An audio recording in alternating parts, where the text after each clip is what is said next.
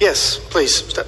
Hi. Okay. Elizabeth And your name Talbot. is? Elizabeth Talbot. Okay, please. Thank you. Thank you for coming in today, and proceed when you're ready.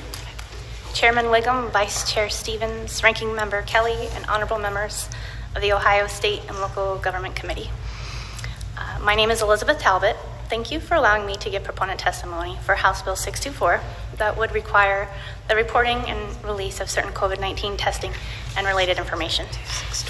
As an Ohioan, I have been frustrated with the lack of transparent data from the Ohio Department of Health regarding the COVID-19 infection rates, testing results, and recovery rates. I have watched the governor's press conferences from the beginning of the COVID-19 pandemic, and I am concerned that the complete COVID-19 data has not been publicly disclosed in an accurate or timely manner.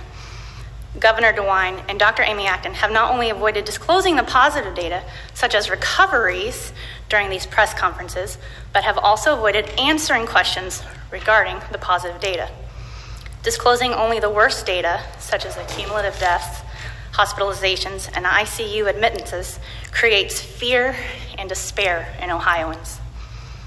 Access to complete and accurate data gives policymakers and Ohioans the ability to make fully informed health and economic decisions during this crucial and unprecedented time in our state.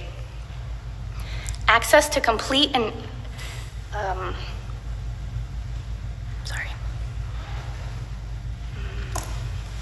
without the accountability that will be gained from House Bill 624, it is my concern that the Ohio Department of Health will continue to use incomplete data to justify unnecessary and unconstitutional restrictions of our rights and freedoms.